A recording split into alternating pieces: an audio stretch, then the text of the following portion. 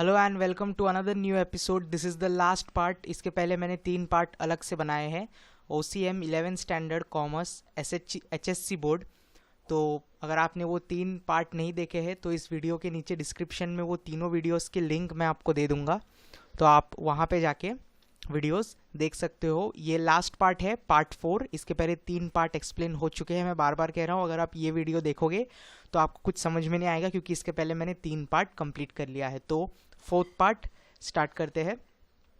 4th part है हमारा import trade के ऊपर। तो हमने एक्सपोर्ट में ये जाना कि जब किसी कंट्री के बाहर सामान पहुंचाया जाता है तो उसको एक्सपोर्ट बोलते हैं, और इंपोर्ट तब कहा जाता है जब हम किसी कंट्री में सामान मंगवाते हैं।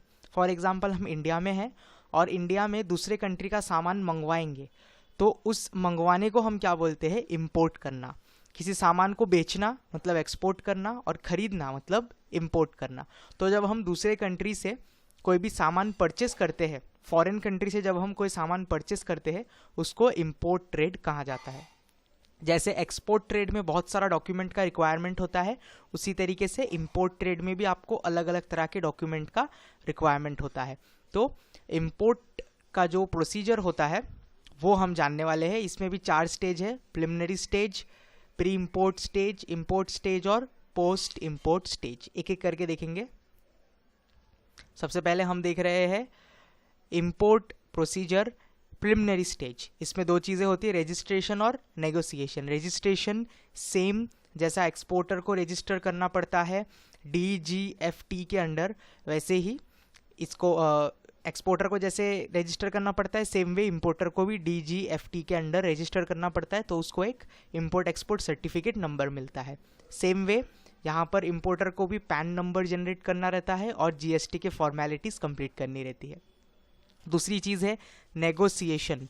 Importer must hold negotiation with overseas supplier. Negotiation का मतलब ये होता है, जिस किसी भी कंट्री से हम सामान खरीदने वाले हैं उस कंट्री के साथ डील करना पड़ता है कि आप कितने में इस सामान को, जो भी सामान आप खरीद रहे हो, सामने वाला इंसान उस सामान को कितने में बेचेगा, price of good, delivery schedule. आपको डिलीवरी चाहिए 7 दिन के अंदर, तो आपको कंट्री सिलेक्ट करना पड़ेगा कि कौन सा कंट्री है जो मुझे 7 डेज़ के अंदर इस सामान का डिलीवरी दे सकता है। क्रेडिट पीरियड, मैं अभी पैसे देने की हालत में नहीं हूँ, सामान तो मैं खरीद लूँगा लेकिन पैसे मैं फ्यूचर पीरियड में दूंगा।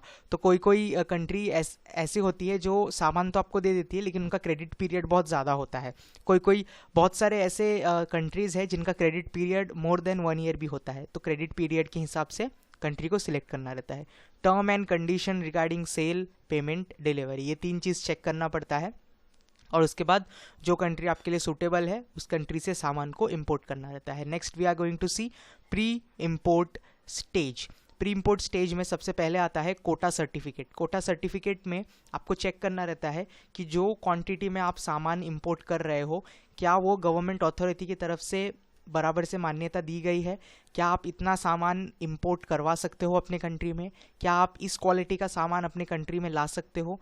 जब ये सारी चीज़ें बराबर से फुलफिल हो जाती है उसी के बाद ही हम इंपोर्ट कर सकते हैं। Foreign exchange clearance. Foreign exchange clearance मतलब जब हम हमारे कंट्री से पेमेंट करेंगे तो हमारी कंट्री का पेमेंट सिस्टम अलग है और जो कंट्री इसको सेल कर रही है उसका पेमेंट सिस्टम अलग है। तो हमारा जो मेन बैंक है, जैसे हमारे इंडिया में RBI है, सेंट्रल बैंक जिसे कहा जाता है, तो हर कंट्री का जो सेंट्रल बैंक होता है उसके पास से एप्लीकेशन लेना रहता है कि I am perfect for foreign exchange clearance, मतलब मैं अपने करेंसी को दूसरे देश के करेंसी के साथ चेंज कर सकता हूँ। ऑर्डर प्लेसमेंट, ये सब हो जाने के बाद ऑर्डर प्लेस किया जाता है, इसको इंडेंट कॉल भी कहा जाता है। उसके बाद लेटर ऑफ क्रेडिट। तो मैंने जब एक्सपोर्ट समझाया था तो उसमें मैंने आपको बताया था कि जब कोई इंपोर्टर कोई सामान खरीदता है तो उसे LC भेजना रहता है, जिसको हम लोग लेटर ऑफ क्रेडिट भी बोलते हैं। लेटर ऑफ क्रेडिट में ये लिखा रहता है कि सामान मिल जाने के बाद 110% पेमेंट होगा ही होगा। तो ये एक प्रूफ रहता है कि सामान मुझे मिल जाएगा, उसके बाद मैं पेमेंट पक्का करूँगा। ऐसा एक लेटर बनाया जाता है जिसको लेटर ऑफ क्रेडिट बोलते हैं। ये इंपोर्टर एक्सपोर्टर को भेजता है। उसके बाद क्लियरिंग एंड फॉरवर्डिंग एजेंट। जैसे एक्सपोर्टर को CNF एजेंट की ज़रूरत रहती है, वैसे ही इंपोर्टर को भी CNF एजेंट्स चाहिए रहते हैं। शिपमेंट एडवाइस लास्ट में आता है। शिपमेंट एडवाइस में ये होता है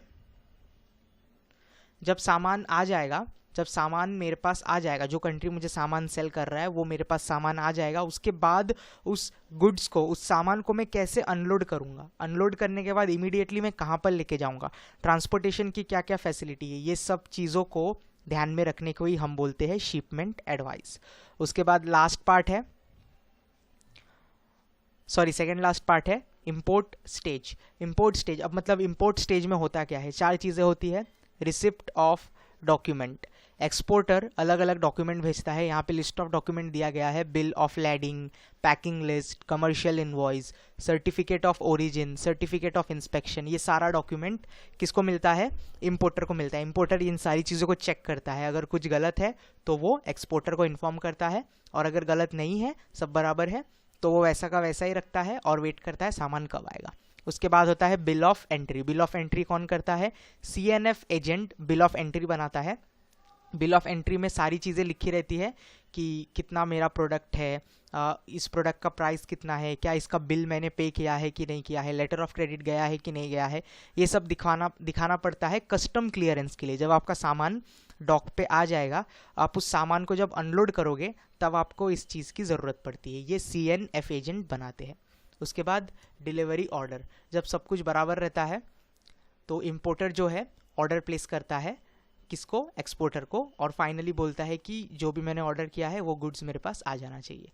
at last custom clearance. Custom clearance में क्या होता है, custom clearance is the last step जिसमें चेक होता है कि आपने जो भी डॉक्यूमेंट प्रोड्यूस किए हैं, आपका पैन नंबर, आपका एवरीथिंग, जो भी आपका बिल ऑफ लैडिंग है, पैकिंग लिस्ट, जो भी कुछ है वो आपका प्रॉपर है या नहीं है, ये चेक किया जाता है। जब ये सब कुछ चेक हो जाता है मतलब आपके सामान को कस्टम क्लियरेंस मिल गया है। जब आपका सामान पोर्ट पे आएगा, डॉक पे आएगा, आप इजीली उसको अनलोड करके अपने जो भी फैक्ट्री है, जो भी वेयर हाउस है, वहाँ पर लेके जा सकते हैं। जब तक कस्टम क्लियरेंस नहीं होता है तब तक आप सामान को अपने कंट्री में अंदर नहीं ला सकते हैं। उसके बाद है पोस्ट इंपोर्ट स्टेज। अब इंपोर्ट हो चुका है, उसके बाद पोर्ट थ्रस्ट ड्यू, जो भी आपका पैसा देना बाकी है, जिसको भी पैसा देना बाकी है, CNF एजेंट को आपको देना है पैसा। CNF एजेंट जिन जिन लोगों का पैसा बाकी है उसको पेमेंट कर देंगे। कस्टम ड्यूटी, ये एक पेमेंट चार्ज होता है जो कस्टम ऑफिसर और कस्टम अथॉरिटीज़ को पे करना रहता है। तो कस्टम अथॉरिटीज़ को जब आप कस्टम ड्यूटी पे कर दोगे, इट इज़ वेरी कंपलसरी, जब तक आप कस्टम ड्यूटी नहीं पे करोगे, कस्टम क्लियरेंस के बाद ही आपको कस्टम ड्यूटी पे करना रहता है।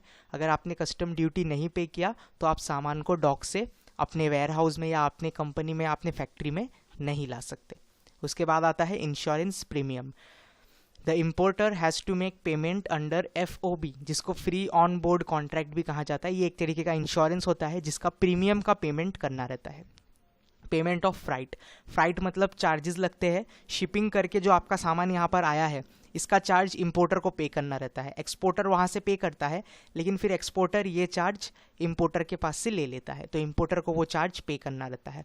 एक्सपोर्टर्स पेमेंट, एक्सपोर्टर ने अलग अलग जो भी कुछ पेमेंट उसका बाकी है, मतलब आपने सामान तो खरीदा है, अब उसको पेमेंट तो देना है, तो वो पेमेंट आपको देना है।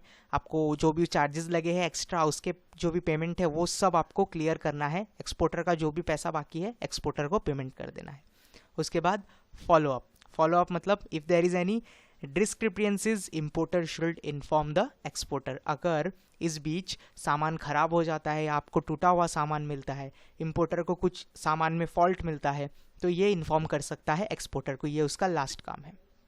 अब कोई कोई एक्सपोर्टर होते हैं जो आफ्टर लाइफ सर्विस भी देते हैं, तो आफ्टर लाइफ सर्विस जिनको मिलता है वो लोग आफ्टर लाइफ मतलब आफ्टर सेल सर्विस भी बोलते हैं इसको। तो आफ्टर सेल सर्विस जिनको मिलता है, सामान खरीदने के बाद अगर सामान में कुछ फॉल्ट आता है तो उसका फॉलोअप भी एक्सपोर्टर को बता सकते हैं। उसके बाद लास्ट पार्ट है एंटरपोर्ट ट्रेड। एंटरपोर्ट ट्रेड मैं आपको सिंपली बताता हूँ। अब यहाँ पे एक आपको चार्ट दिया गया है, इंडिया है, साउथ अफ्रीका है और जापान है, 3 कंट्री है। सो फॉर एग्जांपल मैं आपको बताता हूँ, इंडिया मोबाइल फ़ोन्स सेल करने वाले हैं जापान को, लेकिन इंडिया को रॉ मटेरियल जो है वो साउथ अफ्रीका से चाहिए। तो इंडिया साउथ अफ्रीका से रॉ मटेरियल इंपोर्ट करेगा, उसको प्रोसेस करेगा, फिनिश प्रोडक्ट बनाएगा। मोबाइल बनाने के लिए जो भी रॉ मटेरियल है वो साउथ अफ्रीका से इंपोर्ट कर लिया, इंडिया में मोबाइल बना, असेंबलिंग हो गया, सब कुछ हो गया, पैकिंग हो गया, और फिर उसको सेल कर देगा जापान को। तो इंडिया में प्रोडक्ट आ रहा है और वापस रीसेल हो रहा है जापान को, मतलब इंडिया इंपोर्ट कर रहा है और उसके बाद वापस एक्सपोर्ट कर दे रहा है जापान को। जब ऐसा होता है तब इस चीज़ को हम इंटरपोर्ट ट्रेड बोलते हैं। ऐसा क्यों किया जाता है, इसके बहुत सारे अलग अलग रीजंस होते हैं। पहला रीज़न मैंने आपको बताया, बहुत सारे ऐसे कंट्रीज़ होती है जिनके पास रॉ मटेरियल नहीं होता है, तो उन लोग रॉ मटेरियल किसी एक कंट्री से मंगवाते हैं, इंपोर्ट करते हैं और उसको प्रोसेस करके फिनिश प्रोडक्ट में बदलते हैं। फॉर एग्जांपल मोबाइल ले लो, कोई भी इलेक्ट्रॉनिक आइटम ले लो, उसका रॉ मटेरियल मंगवा लिया, उससे फिनिश प्रोडक्ट बना दिया और फिर उसको दूसरे कंट्री को एक्सपोर्ट कर दिया। तो पहले इंपोर्ट किया और फिर एक्सपोर्ट किया, सेम वही कंट्री इंपोर्ट भी कर रही है, एक्सपोर्ट भी कर रही है, तब उसको हम इंटरपोर्ट ट्रेड बोलते हैं। इसमें ज़्यादा चार्जेस भी नहीं लगते हैं, मतलब इसमें आपको कोई कस्टम ड्यूटी, कोई भी शिपमेंट का चार्जेस, ये सब ड्यूटीज़ आपको नहीं पे करना है। Okay, so this was the whole chapter. पूरा चैप्टर ख़त्म हो चुका है। तो ये पूरा चैप्टर मैंने 4 पार्ट में एक्सप्लेन किया है। चारों के चारों पार्ट यूट्यूब पे अवेलेबल है। अगर आपने पिछले 3 पार्ट नहीं देखे हैं तो डिस्क्रिप्शन में उन तीनों पार्ट का लिंक दिया हुआ है। अब इसके बाद नेक्स्ट एपिसोड में मैं 12th स्टैंडर्ड का OCM का एक चैप्टर सिखाने वाला हूँ। तो आप ये चैनल 11th स्टैंडर्ड और 12th स्टैंडर्ड दोनों फ्रेंड्स के साथ शेयर कर सकते हो। ज़्यादा से ज़्यादा इस चैनल को शेयर करो, क्योंकि ये फ्री है, फ्री एजुकेशन मिल रहा है आपको घर बैठे, बिना टाइम वेस्ट किए। आप थोड़ा कुछ नॉलेजेबल चीज़ सीख सकते हो। वीडियो को लाइक कर देना, कमेंट सेक्शन में कोई भी डाउट है तो उसे कमेंट सेक्शन में आके बता दो, और चैनल को सब्सक्राइब प्लीज़ चैनल को सब्सक्राइब करो। Okay, so till then that's it for today, will meet in next episode.